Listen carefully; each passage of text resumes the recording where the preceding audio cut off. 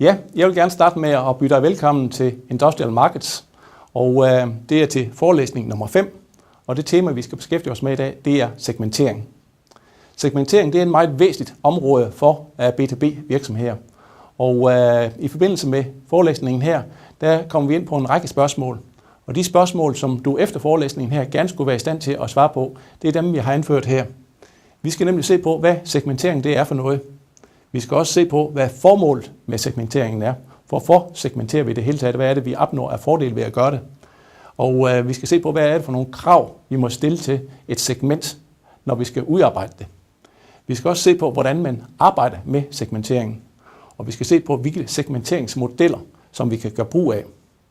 Så skal vi se på, hvad er det for nogle variabler, der kan påvirke udvælgelsen af de segmenter, som vi nu vælger at beskæftige os med. Og vi skal se på, hvilke segmenteringsvariabler det vil være typiske for industrielle virksomheder. Og så skal vi se på også et begreb, jeg har kaldt segmenteringsdilemmaet, og se på, hvad er det for nogle ting, som indgår i segmenteringsdilemmaet. Det er trading off, og det trading off, det kommer vi til at se nærmere på, hvad det består i. Så skal vi også se på, hvordan segmentering det passer ind i den samlede marketingproces, som foregår i en B2B-virksomhed. Og endelig så skal vi altid se lidt på implementeringen af de segmenter og de konsekvenser af de segmentvalg, vi har foretaget. Så det er de spørgsmål, som vi gerne skulle kunne finde et svar på. Hvis vi starter med at se på, hvad segmentering det er, så har jeg taget udgangspunkt i en formulering her i en definition. Der findes forskellige definitioner på markedet, men den, jeg har taget med her, det er en fra Cardoso, og det er en definition, som siger, at et segment det er a group of present or potential customers with some common characteristics, which is relevant in explaining and predicting a response to a supplier's marketing stimuli. Og det vi kan se ud af den definition her, det er, at segmentering det er ikke kun noget, som relaterer sig til vores eksisterende kunder. Det er i vid udstrækning også noget, vi kan bruge af i relation til potentielle nye kunder. En ting, som ikke fremgår eksplicit af definitionen her, men hvor segmentering også er meget relevant, det er i forbindelse med segmentering af vores leverandører. Så segmentering det er også opdeling af vores leverandører. Og det vi kan se også ud af definitionen her, det er, at det er en opdeling, som skal foretages med henblik på, at det pågældende segment skal have en respons over for den variabel, den diskriminerende variabel, som vi udsætter segmentet for påvirkning af. Nogle af de fordele, det er ved at foretage en segmentering, altså en segmentering, hvor vi foretager en opdeling af vores kundemasse.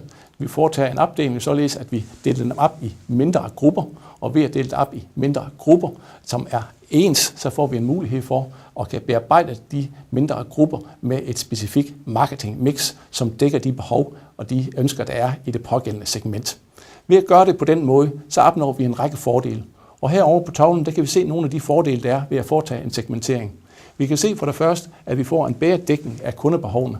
Fordi vi gør jo netop det, at vi deler vores kundemasse op i nogle homogene mindre enheder, og inden for de homogene mindre enheder, der har man de samme behov. Og ved at bearbejde dem specifikt med et givet parametermix, jamen så dækker vi de behov mere specifikt, end hvis vi bare har bearbejdet hele markedet på én gang. Vi opnår også det, at vi får en øget lønsomhed ved at dele op, og den øgede lønsomhed, den består i, at vi får ikke så meget spild på vores markedsføring, fordi vores marketing mix, vores marketing parameterindsats, den bliver meget målrettet de enkelte segmenters behov, således at den bliver så effektiv som overhovedet muligt, og det påvirker vores lønsomhed. Men udover vores lønsomhed, så påvirker det også vores konkurrenceevne, fordi når vi går ind og dækker vores kunders behov meget specifikt, med den parameterpåvirkning, vi udsætter dem for, jamen så opnår vi også en konkurrencefordel i forhold til de konkurrenter, som ikke vælger at arbejde med en segmentopdeling, der ser specifikt de enkelte kundebehov. Så det er altså en række gode bevæggrunde til, at det er fornuftigt og hensigtsmæssigt at foretage en opdeling af sine kunder eller sine leverandører i nogle mindre homogene enheder. Så kan man også spørge, om man altid skal foretage segmentering. Og dertil er svaret, nej, det skal man ikke. Det kan man kun gøre, hvis det er sådan, at der er en heterogenitet i kundemassen eller leverandørmassen over for den påvirkning, man ønsker at udsætte dem for. Det kommer vi lidt tilbage til igen. Der er nemlig også nogle krav, som skal være opfyldt, når man foretager segmentering. Og de krav, der skal være opfyldt, det er de 5 krav, der er indført på tavlen herovre.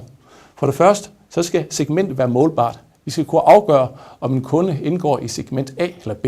Fordi hvis vi ikke kan det, jamen så er der jo ingen idé i at dele det op, fordi så kan vi ikke afgøre, om kunden skal udsættes for den parameterpåvirkning, der nu knytter sig til segment A, eller den parameterpåvirkning, der knytter sig til segment B. Så vi skal kunne afgøre, vi skal kunne måle, om en kunde er med i det ene eller det andet segment. Segmentet skal også have en vis størrelse. Der er ingen idé i at foretage en opdeling, så er vi helt nede på segmenter, der er så små, så hvor vi godt nok dækker kundebehovene, måske endda 100%, fordi det er meget, meget individuelt og målrettet, men hvor de omkostninger og de ressourcer, der medgår til at foretage bearbejdningen af det segmentet, er prohibitivt i forhold til det, vi får ud af det. Så derfor skal segmenterne have en rimelig størrelse, fordi det koster noget, både med tid, kræfter og ressourcer, at foretage parametertilpasning til et segment. Så det er vores krav nummer 2. Så det tredje krav, der skal være opfyldt, det er, at der skal være en tilstrækkelig følsomhed over for den parameterpåvirkning, der bliver foretaget. Hvis der ikke er en tilstrækkelig følsomhed over for vores parameterpåvirkning, jamen så hjælper det jo ikke, at vi bearbejder det pågældende segment. For eksempel, hvis vi har delt vores segmenter op ud fra prisfølsomhed, og de forskellige segmenter ikke udviser differentieret følsomhed over for prispåvirkning, jamen så kunne vi lige så godt beholde dem som et segment. Så er der ingen grund til at dele dem op. Så derfor skal der også være en differentieret adfærd fra de enkelte segmenter over for den påvirkning, over for den parameterpåvirkning, som vi udsætter dem for. Så skal segmentet også være tilgængeligt. Det vil sige, at vi skal kunne nå de pågældende segmenter. Det hjælper ikke, at vi definerer nogle segmenter, som er umulige for os at nå. Og endelig, så er det femte og det sidste krav, det er, at der skal være en kompatibilitet over til vores egne styrker. Og deri ligger, at der skal være et fit imellem de ting, som segmentet kræver, og så de kompetencer og de styrker, den know-how, som vi har i vores egen virksomhed. Hvis det er sådan, at vi prisdifferentierer, så den måde, vi prisdifferentierer på, så skal vi være sikre på, at der de segmenter, vi udvælger, at det er segmenter, som passer ind i vores måde, i vores forretningsstruktur med hensyn til den måde, vi tilgår prisparameteren på. Hvis vi er meget, meget konkurrencedygtige på prisen, jamen så kan vi vælge de segmenter op ud der er prisfølsomme. Hvis vi ikke er der, så er vi nødt til at sige, at så er der ikke en kompatibilitet over til vores egne styrker. Så det er nogle af de krav, der skal være opfyldt i forbindelse med segmenter. Grundlæggende, når vi segmenterer, så er der 2 ting, det drejer sig om. Det drejer sig grundlæggende om at tilsikre, at homogeniteten, ensartetheden, bliver så stor som muligt inden for det enkelte segment. Det vil sige, at når vi deler nogle kunder ind i et segment, så de kunder, der kommer ind i et segment, de skal minde så meget som overhovedet muligt om hinanden i forhold til den diskriminerende variabel. Og en diskriminerende variabel, det kan være flere forskellige ting. Hvis det er pris, vi bruger som diskriminerende variabel, så er det i forhold til pris, deres adfærd, deres prisfølsomhed, skal være så ens som overhovedet muligt inden for det enkelte segment. Men imellem segmenterne, der skal vi samtidig maksimere heterogeniteten. Det vil sige, at der skal være så stor forskel på de enkelte segmenter som overhovedet muligt, igen i forhold til den diskriminerende variabel. Og det er fordi, at det skal jo retfærdiggøre, at vi har en differentieret bearbejdning af de enkelte segmenter med det handlingsmix og de handlingsparametre, vi sætter ind. Fordi hvis der ikke er en heterogenitet imellem de enkelte segmenter, jamen så kan vi lige så godt bearbejde dem som en, så er der ingen grund til at dele dem op i flere, som vi har gjort her. Fremgangsmåden ved segmenteringen, det er den, jeg har beskrevet her med 5 punkter. Grundlæggende så starter det ved, at vi ligesom skal sige til os selv, hvorfor ønsker vi at segmentere det pågældende marked.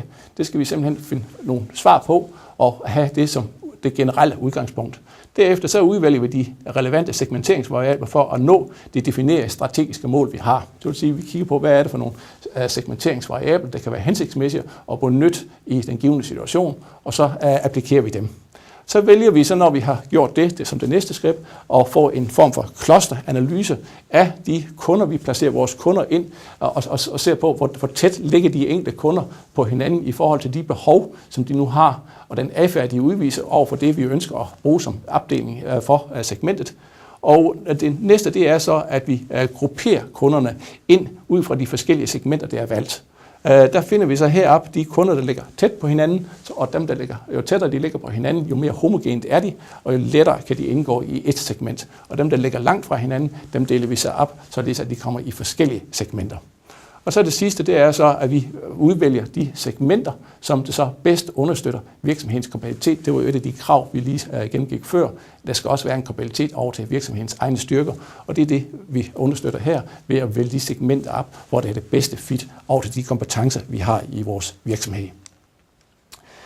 Når vi segmenterer, så kan man bruge en række forskellige segmenteringsvariabler. Og segmenteringsvariabler, det er eksempler på det. Det er nogle af dem, jeg har anført her. Herover der har vi segmenteringsvariabler, som i overvejende grad er makrovariabler, og herover der har vi nogle, vi kunne kalde for mikrovariabler. Vi kommer lidt tilbage til, hvad makrovariabler og hvad mikrovariabler det er. Men her kan vi altså se en række eksempler, nogle konkrete eksempler på segmenteringsvariabler i de to kategorier. En model, som er meget udbredt i B2B-virksomheder i forbindelse med segmentering. Det er en model, det her makro-mikromodellen. Og den model, det er den, vi har her. Den består af to hovedkomponenter. Den består af en makrodel, som vi har heroppe, og der består den af en mikrodel, vi har hernede. Makrodelen, det er en del, som fokuserer på nogle af de generelle karakteristika, der er. Det kan for eksempel være sådan nogle ting, som hvilken branche vi snakker om. Det kan være noget omkring geografi, hvor kunderne de er placeret. Det kan være noget omkring, hvilken omsætningskategori en given kunde har. Eller det kan være noget omkring, hvor mange ansatte der er i en virksomhed. Nogle generelle overordnede karakteristika, som knytter sig til de enkelte kunder. Eller det kan også være nogle ting, der knytter sig til den generiske købssituation, som om det er light user eller heavy user, vi henvender os til. Det, der kendetegner makrovariablerne heroppe, det er, at det er i vid udstrækning datainformationer, som vi kan få fra sekundær research. Så det vil sige, at det er forholdsvis let tilgængelige data. I modsætning til hernede i mikrodelen, for nede i mikrodelen, der er vi meget mere over i den specifikke virksomhed. Der er vi inde og kigge på købscenterets sammensætning. Der er vi inde og kigge på nogle af de helt specifikke ting, der knytter sig til købets gennemførelse i den enkelte organisation. Måske endda helt ned på personniveau. Nogle af de variabler, der kan knytte sig til det. Og der kan vi ikke som udgangspunkt regne med, at det er datainformationer, vi kan få via sekundær research. Der må vi i gang med primær research. Der må vi i gang med selv at indhente de pågældende data, de pågældende informationer. Og så kan man spørge, hvordan får man så fat i de data og de informationer? Ja, det kan eksempelvis være, at vi bliver nødt til at snakke med vores salgsstyrke, eller vores key account manager, eller andre, der har en særlig specifik viden omkring nogle af de købskarakteristika i de enkelte kunders virksomheder, som indgår her i mikrosegmenteringen. Selve modellen som sådan, det er så altså en totrinsmodel. Første trin, det er makrodelen, og anden del, det er mikrosegmenteringen. Men den er så viseligt indrettet, at hvis det er sådan, at vi kan klare os med trin 1, makrodelen, så behøver vi ikke at gå videre til mikrodelen. Så det vil sige, at det er en trading off mellem den opdeling, vi får ud fra makrodelen. Hvis den er tilstrækkelig, så kan vi sige, så er der ingen grund til, at vi bruger en masse kræfter og ressourcer på at skaffe de data, der skal kræves til at foretage mikrosegmentering, så nøjes vi herop. Hvis det ikke er tilstrækkeligt, så må vi gå ned i mikrodelen, og der knytter vi så til hver af de variabler, segmenteringsvariabler, vi har valgt heroppe ved makrodelen, der knytter vi så nogle yderligere specifikationer, og de specifikationer henter vi så hernede fra mikrodelen. Så det er makro-mikrodelen. Jeg har sat en model ind her, den vil jeg ikke gennemgå i detaljer, men det er en model, som sådan forklarer meget sådan operationelt og step for step, hvordan makro-mikromodellen den bliver anvendt. Og der kan man se, at når vi kommer herned til midten i modellen, så er der netop, at man skal tage stilling til, om det er sådan, at makrodelen den nu dækker tilstrækkeligt. Hvis den gør det, så standser vi der. Gør den ikke det, så går vi videre til mikromodellen. Det vi også kan se her overordnet, det er, at et af de input, der kommer ind til vores makrodel, det er vores fit over til virksomhedens objectives og ressourcer generelt. Fordi som vi husker, en af de ting, vi så som krav, det var, at der skulle være en kompatibilitet over til vores egne styrker, og det får vi ind i modellen her. Men det er en mere detaljeret model, som bare uddyber makro-mikromodellen, jeg lige har forklaret det om. Der er også andre modeller, som en industriel virksomhed kan anvende i forbindelse med segmenteringen. Her er en model, der går under betegnelsen Nested Approach, og det er en model, som egentlig bygger lidt på den samme tankegang som makro-mikromodellen. Den har bare flere lag. Hvor makro-mikromodellen har 2 trin, så har den her 5. Den har nemlig et trin, der hedder Demographics, Operating Variables, Purchasing Approach, Situational Factors og Personal Characteristics. Og den måde, man arbejder med den model her på, det er, at man starter udefra, og så bevæger man sig indad, og antallet af lag, man arbejder sig igennem, det er ud fra, hvor det skal være, hvad det er tilstrækkeligt til, at man kan få en tilstrækkelig opdeling af sin kundemasse eller sin leverandørmasse, hvis det er det, man foretager. Så man behøver altså ikke at skal igennem alle 5 lag, Man kan udmærke stands, inden man kommer ind til det 5. lag. Det kan være, at man kan stands ved efter 2, eller efter 3, eller måske endda kun efter 1. Det afhænger af, hvilken detaljeringsgrad og hensigtsmæssighed i en konkret situation. Så det er en anden model, som giver en lidt mere uddybende mulighed for at komme igennem nogle flere lag i forbindelse med segmenteringen.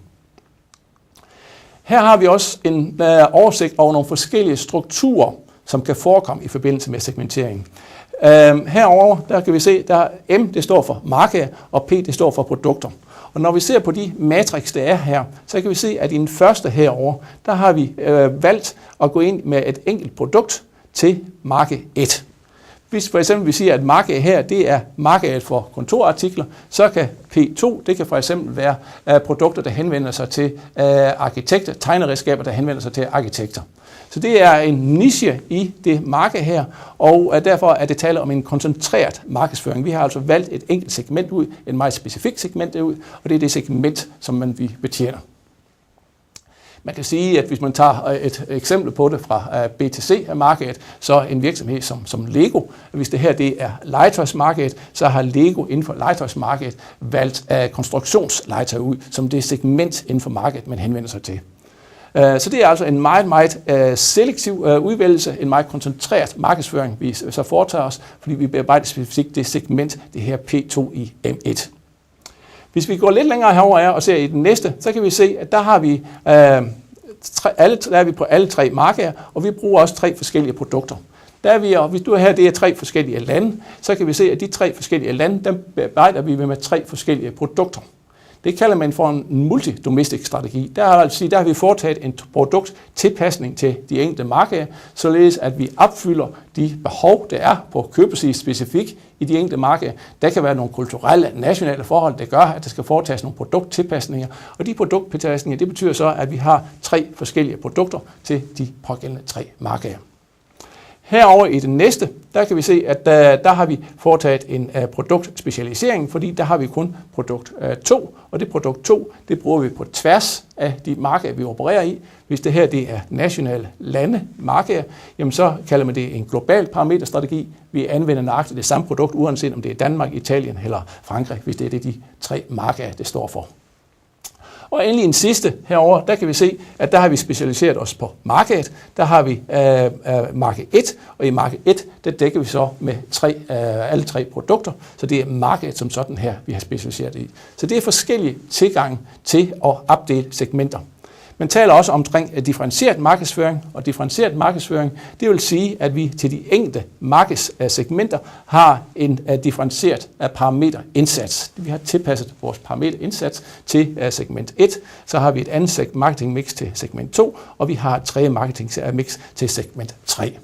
I modsætning til en udifferentieret markedsføring, det er det, vi har herover, der har vi det samme marketingmix til hele markedet. Vi kan se her, at der har vi produkt 2, og produkt 2, det går ind med det samme produkt på tværs af de enkelte markeder, vi har anført her. Vi kan også, når vi arbejder med segmentering, blive udsat for, at vi får forskellige strukturer frem. Nogle af de punkter, jeg nævnte i forbindelse med fremgangsmåden til at arbejde med til segmenter, det var blandt andet, at vi får nogle forskellige clusters frem. Og de clusters, de kan se ud på forskellige vis. En af de måder, de kan tage sig ud på, det er, som vi har herover. Hvis vi får vores kunder, når vi grupperer dem ud for de variabler, vi inddeler dem på den måde her, jamen så kan vi se, at så ligger de egentlig meget homogent, så ligger de meget samlet. Og når de gør det, så er der jo ingen grund til at dele dem yderligere op. Fordi vi kan huske, at det, der var formålet med segmentering, det var netop at dele vores kundegrupper op på en sådan måde, så vi får dem samlet i nogle mindre homogene grupper, for at vi på den måde bedst kan dække deres behov via en differentieret parameterindsats. Men når behovene de er ens, så kan vi lige så godt beholde dem som en samlet gruppe. Så i det tilfælde herover, der vil vi ikke foretage en yderligere segmentering, der vil vi bearbejde gruppen af kunder med den samme parameterindsats, fordi behoven som sagt er ens. Modsætningsvis, så kan vi komme ud i en situation, der ser sådan ud her. Og der kan vi se, at der er vores kundebehov meget forskellige. De ligger meget spredt. Og det vil egentlig sige, at udgangspunktet her, det er, at vi skulle egentlig have lige så mange forskellige segmenter, som vi har kunder her. Fordi på den måde, der vil vi jo så i realiteten kunne dække de enkelte kundebehov optimalt. Og vi kunne foretage en meget målrettet arbejdning af de enkelte små segmenter her med en tilpasset parameterindsats.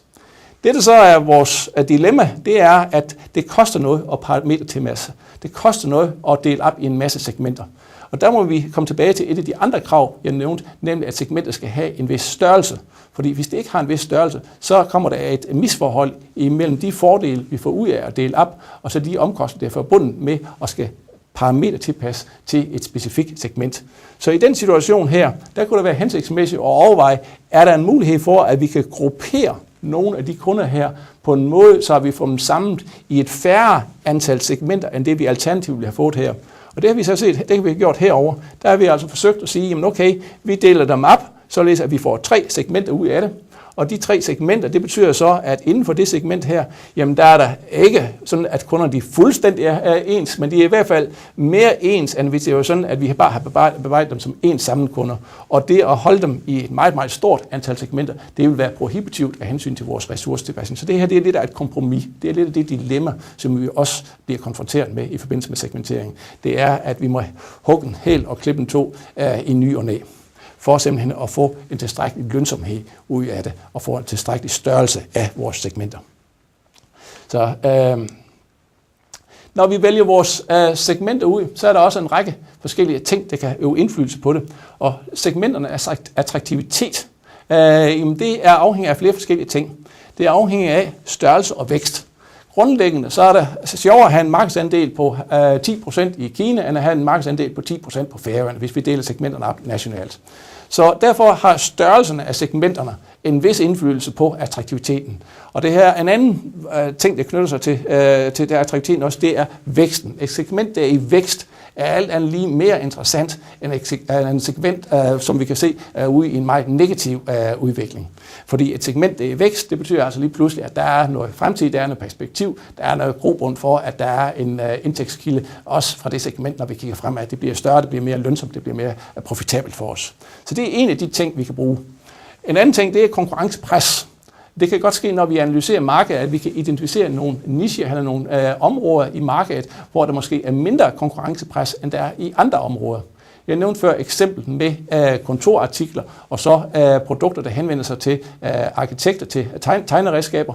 Det kan godt ske, at der på det sidste på produkter, der henvender sig til tegnestuer, er en mindre konkurrencepres, end der er på standard kontorartikler.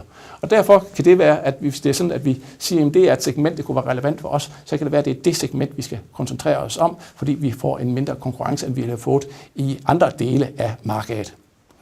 Virksomhedens mål og strategi og ressourcer har vi været inde på en par gange. Det er også en determinant i forbindelse med udvælgelsen. Vi skal sikre, at der er et fit over til de kompetencer og de ressourcer, vi har fra de segmenter, vi har udvalgt, således at de behov, vi dækker, det er nogle behov, som vi har en komparativ fordel i at kunne gå ind og dække i forhold til vores konkurrenter. Og så kan man også kigge på attraktiviteten ud fra de barrierer, der er, og det er det, vi har gjort hernede. Der har vi både kigget på nogle adgangsbarrierer og nogle afgangsbarrierer. Og grundlæggende så drejer det sig om at sige, at hvis vi kan vælge, det er ikke altid vi kan det, men hvis vi kan vælge, så er det en fordel at koncentrere sig om de segmenter, hvor der er en høj og stabil indtjening, frem for dem, hvor der er en lav og en ustabil indtjening. Det giver næsten sig selv, så derfor kan barriereegenskaben også være en dimension, en variabel, som vi kan tage højde for, når vi skal vurdere, hvilke segmenter vi skal koncentrere os om. Når vi så ser på, hvordan man kan dele sin marked op, så er der mange forskellige måder, man kan dele sin kundemasse op på. Her er et forslag til at gøre det. Det, den har gjort her, det er, hvor det er delt op i kunder og så i potentielle kunder. Og som vi så indledningsvis, så inkluderer definitionen jo, at det ikke kun er vores eksisterende kundemasse, det er også relevant at foretage segmentering af nye potentielle kunder. Og det er det, der er gjort her. Og så er der så yderligere foretaget en opdeling ud fra forskellige grader af loyalitet. Vi har herover dem, der er meget loyale.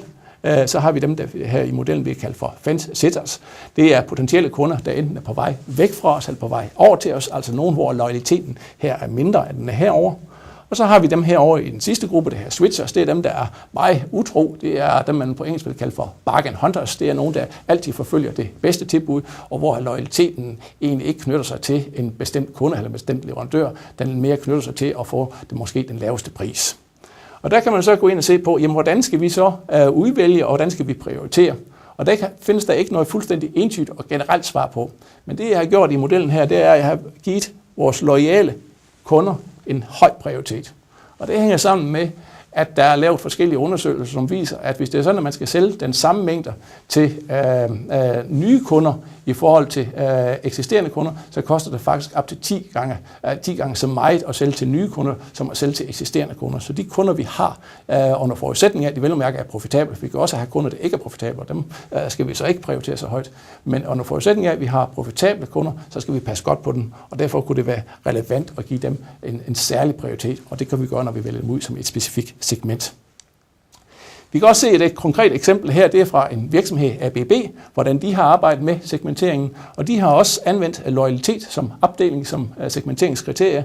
Og det de har gjort, det er, at de har sagt, at vi har et segment her, AB loyale, og det er dem, vi har herover loyal til os. Så det er altså loyale, og igen underforstået, at det er profitable kunder, vi snakker om, som et segment. Så har de nogle af de her competitive, og det er dem, der er herover, winnable customers. Det er altså kunder, som egentlig foretrækker ABB, men som også i ny og næ foretager indkøb for en af deres konkurrenter.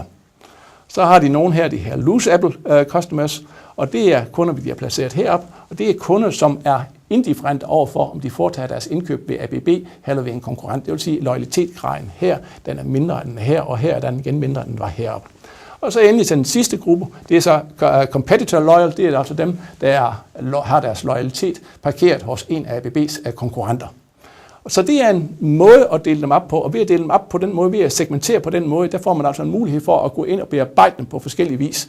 Fordi hvis det er sådan, at man bearbejder for eksempel nogle af de kundegrupper, der ligger her, losable og winnable customers, jamen så skal de bearbejdes på en anden måde, fordi der skal vi måske have en outsupplier tilgang til dem. Hvis det er sådan, at vi ikke leverer særlig hyppigt til dem, så kan det være, at vi skal ind og bryde nogle relationer, de har med andre leverandører, og det kræver, at vi skal komme med nogle særligt attraktive tilbud, at vi skal overbevise dem om, at deres behov har ændret sig, eller på anden måde skal vi gøre opmærksom på, at vi har en bedre dækning af deres behov, end den dækning, de oplever ved en konkurrent.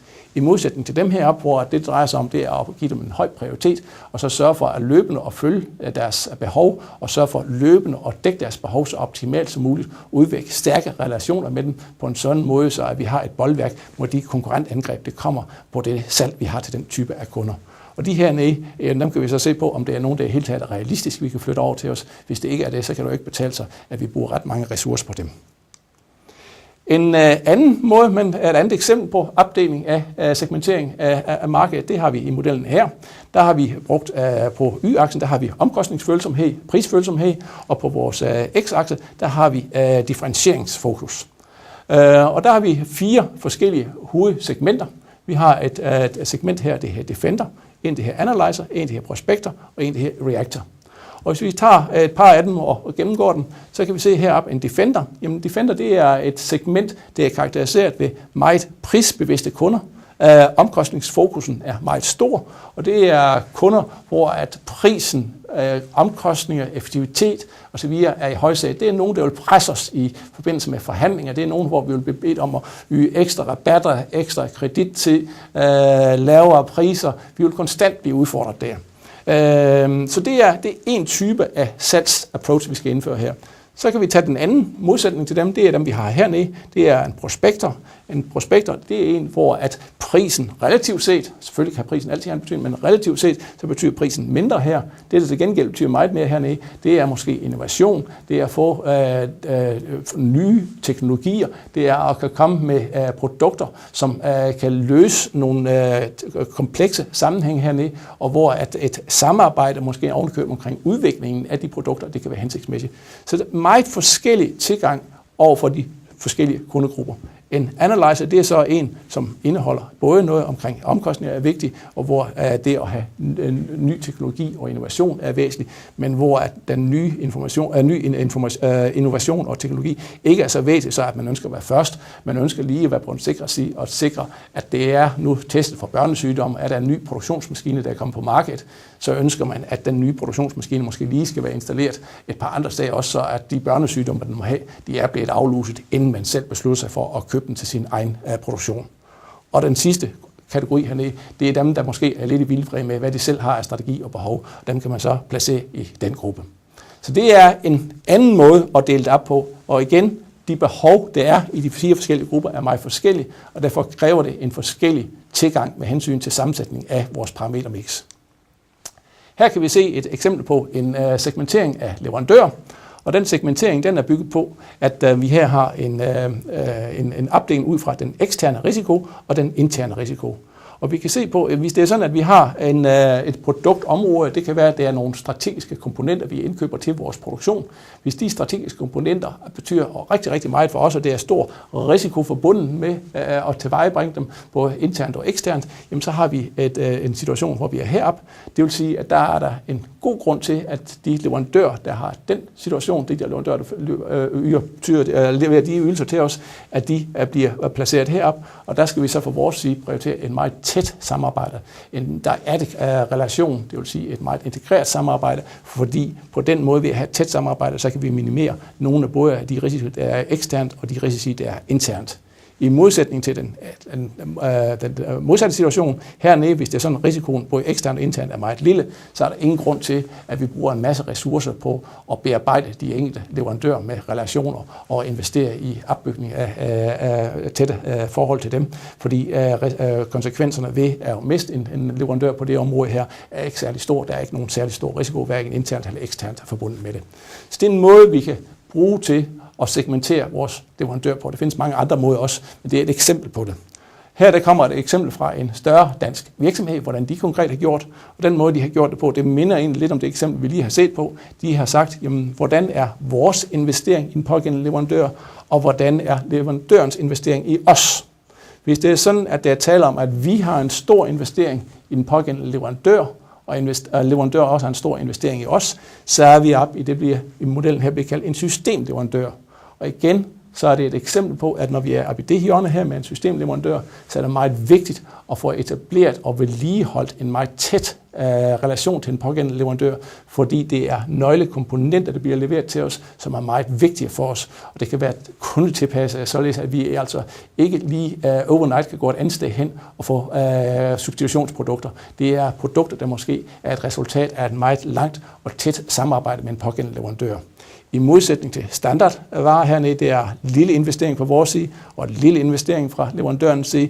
Det kan være kontorartikler, hvor der er forholdsvis enkelt at købe dem forskellige steder. Dropper vi en leverandør, eller bliver droppet af en leverandør, så er konsekvenserne ikke særlig store. For det første er kontorartikler, sådan at vi kan klare os på forskellige vis. Og for det andet, så er det meget let at finde andre leverandører. Det taler om standardprodukter. Man taler også omkring segmenteringsdilemmaet. Og segmenteringsdilemmaet, det er det, jeg har forsøgt at illustrere for dig her. Der kan vi se, der har vi altså en række segmenteringsvariabler herover, og så herover der har vi nogle af de kendetegn, nogle af de ting, der knytter sig til de segmenteringsvariabler, der er anført herover. Her har vi brugervenlighed, og brugervenlighed, det kan du egentlig opfatte som et udtryk for, hvor let er det at få fat i de pågældende data. Hvis det er en høj brugervenlighed, så er det udtryk for, at det er relativt let at få fat i de pågældende data. Det kan være, at det er sekundær information og sekundær data, research, der skal til, så at vi relativt hurtigt kan tilvejebringe dem. Hensigtsmæssighed, det går på, hvor relevant de pågældende variabler er i forbindelse med segmenteringen. Og det vi kan se, det er, at der er et trading off mellem brugervenlighed og hensigtsmæssighed. Hvis vi er i den kategori heroppe, så kan vi se, så har vi en høj brugervenlighed. Det er relativt let at få oplysning omkring en virksomhed, hvilken branche den pågældende virksomhed befinder sig i, hvilken størrelse den har, eller hvor den geografisk er placeret. Det kan vi slå op i et eller andet opslagsværk, og så kan vi finde svar på de spørgsmål. Så det er en høj grad af brugervenlighed, en høj grad af tilgængelighed til de pågældende data. Men vi kan se, at hensigtsmæssigheden kun er medium. Hvis vi er sådan, at vi vil have noget med en meget stor grad af hensigtsmæssighed, så skal vi herned. Og så skal vi ned have fat i noget, som knytter sig meget specifikt til den enkelte virksomhed, til købscentret. Købscentrets måde at beslutte på, købscentrets rolle, de enkelte aktørers rolle i købscentret, og måske endda helt ned på personniveau. Der kan vi til gengæld se, at det er meget hensigtsmæssigt at få fat i de data. Men desværre, så kan vi se, at tilgængeligheden af de data er mere vanskelig, mere besværlig end de data heroppe. Hernede, der skal vi typisk ud i en situation, hvor vi skal i gang med primær research. Vi skal måske snakke med vores sælgere, vores key accounts, eller på anden måde sørge for, om vi kan pejle os ind på, hvad svaret er på de ting, der knytter sig til de variabler hernede. Så det er altså et segmenteringsdilemma, det er et trading off mellem på den ene side, hvor let er det at få fat i de pågældende data, og på den anden side, den hensigtsmæssighed, den betydning, de pågældende data, de har. Og der må vi finde et fornuftigt niveau i det trading-off-spil, og det er segmenteringsdilemmaet. Her kan vi også se nogle yderligere variabler, det er jo indflydelse på valg af segmenter. Og det vi grundlæggende kan se her, det er, at her har vi altså antallet af muligheder for opnåelse af konkurrencemæssige fordele på den ene akse her. Hvis der er meget få, så er vi herover, og hvis der er meget rigtig mange, så er vi her. Og på en anden måde, der har vi konkurrencefordelen af størrelse. Og grundlæggende, så kan vi se, at når vi er over i den højre del af modellen her, jamen så har vi et ret stort manøvremulighed. Der er mange muligheder for at differentiere sit tilbud til de brancher, de virksomheder, de kunder, der ligger herover, fordi der er en stor grad af heterogenitet imellem, og derfor kan vi have lettere ved at gå ind og finde nogle nicher, som vi mere kan dække specifikt med et givet segment, end hvis vi er herover, fordi her er muligheden for at opnå konkurrencemæssige fordele begrænset. Her er der typisk et lille manøvrerum. Her kan der være nogle ganske få parametre, der konkurreres om, så der er det sværere at finde et nicheområde. Vi skal også se lidt på, hvordan segmenteringen det kommer til at passe ind i den samlede marketingproces. Og det vi kan se, det er, at segmenteringen det indgår her som et step forud for targeting. Targeting det betyder jo egentlig, at vi finder ud af de segmenter her. Hvad er det for nogen, vi vælger ud? Så der vælger vi de segmenter ud, der er mest hensigtsmæssige, og ud fra nogle af de kriterier, vi har været inde på. Og når vi så har udvalgt vores segmenter, så er det sidste step her, det er så positioneringen. Så skal vi over for de segmenter, vi har udvalgt, positionere vores produkt eller vores serviceydelse, hvis det er serviceydelse, vi sælger, og positionere det på en sådan måde, så vi fremhæver den attraktive måde, vores produkt eller serviceydelse dækker lige netop segmentets behov på i forhold til konkurrenterne. Til sidst, der vil jeg også komme en lille smule ind på implementeringen af segmenter. Det er, når vi har valgt vores segmenter ud, så kan der også være nogle konsekvenser, og de konsekvenser, det kan være i forbindelse med vores organisation. Det kan være, at vores salgsstyrke skal til at organiseres på en anden måde. Hvis det er sådan, at vi har opdelt nogle nye segmenter, jamen så kan det være, at det ikke er hensigtsmæssigt, at vi er organiseret på den måde, vi hittil har været organiseret på, så det kan gribe ind i den måde, vi strukturerer sammensætningen af vores salgsstyrke på, og de kunder, de skal besøge, og den prioritet, som de enkelte besøg, de har. Og der kan også være nogle ting omkring den måde, som vi i øvrigt skal strukturere vores ting på omkring vores logistik. Det kan gribe ind i vores kommunikation. Så der er en række områder, hvor de nye segmenter de kan påvirke den måde, som vi skal agere på. Og det skal vi også være opmærksom på i forbindelse med segmentering, at det også skal implementeres. Og for at få det implementeret, der skal vi tage højde for de praktiske ting også.